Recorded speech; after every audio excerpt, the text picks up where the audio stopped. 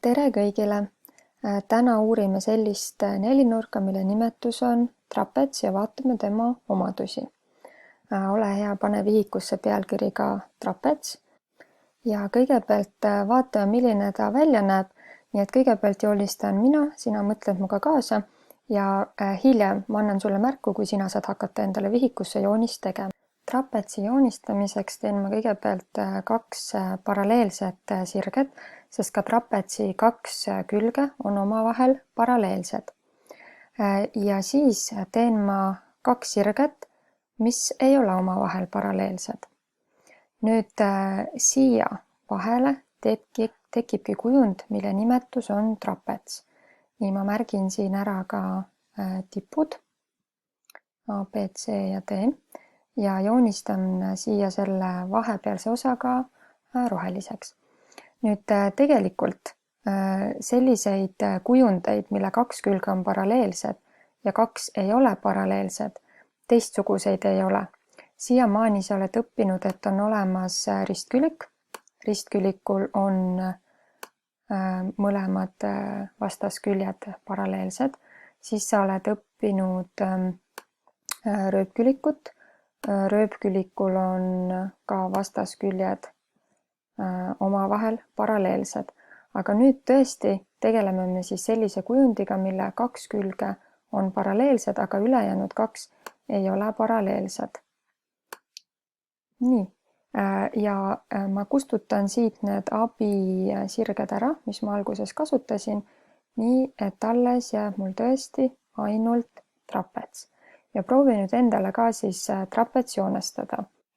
Neid trapetsi külgi, mis on omavahel paralleelsed, nimetatakse alusteks. Nii et trapetsil on kaks alust, alumine alus ja ülemine alus. Ja need, mis ei ole paralleelsed, neid nimetatakse haaradeks. Nii et tal on kaks haara ja kaks alust. Kui sa nüüd hakkad ise joonist tegema, siis ma soovitan alustada alustest. Joonista kõigepealt see ülemine alus, ma teen ta mingit teist värvi. Ja siis liigu lihtsalt joonlauaga alla ja tee alumine alus ka. Need ei pea olema üldsegi täpselt üksteise siin keskel, võivad olla natukene viltu. Nii et tee nii pikad, kui sa ise need tahad teha.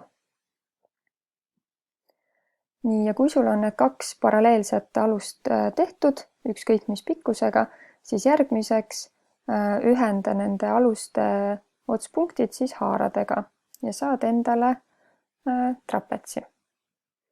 Ja ole hea, kirjuta siia trapetsi alla siis trapetsi definitsioon ka, et trapets on nelinurk, mille kaks külge on paralleelsed ja teised kaks mitte.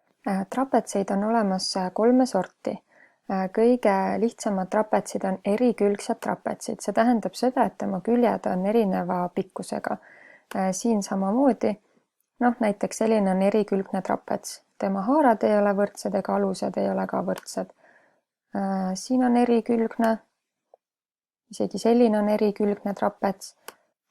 Ja see trapets, mis sa omale vihikusse praegu joonestasid, peakski olema erikülgne trapets. Nüüd ole hea, joonista allapoole kaks joonist veel ja kohe ma selgitan, millised trapetsid sa siia alla joonestad. Üks trapetsi liik on siis võrdhaarne trapets ja palun joonesta siia alla siis omale võrdhaarne trapets. Mina olen oma joonise juba võrdhaarseks teinud.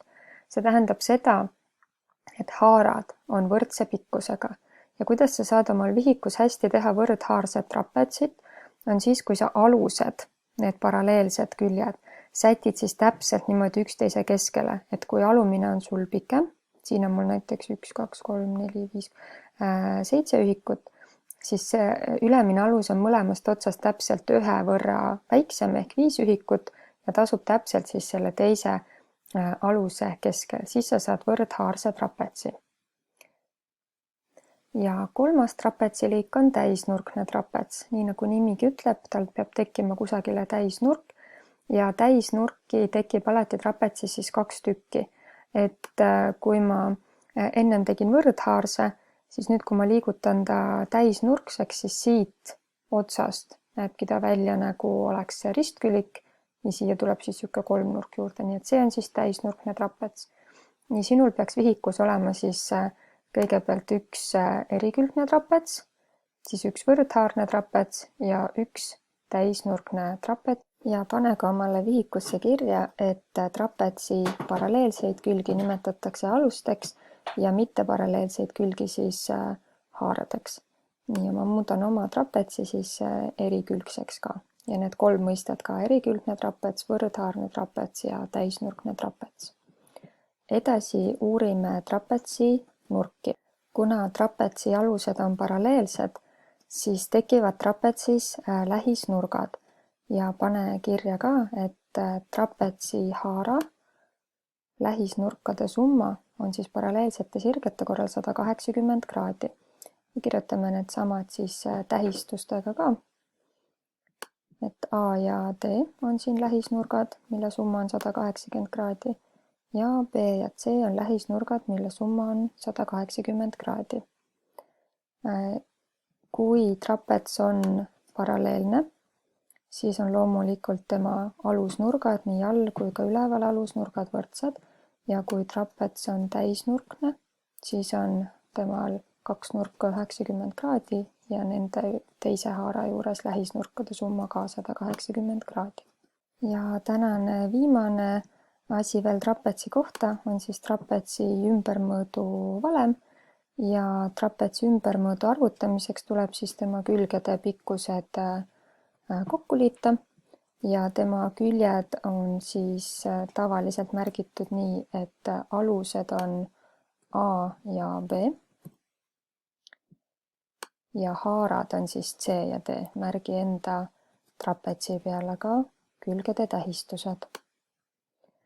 Täna ma annan sulle ülesandeks joonestada trapetseid ise GeoGebra keskkonnas ja selleks ma teen eraldi video, kuidas GeoGebra programmis trapetseid joonistada.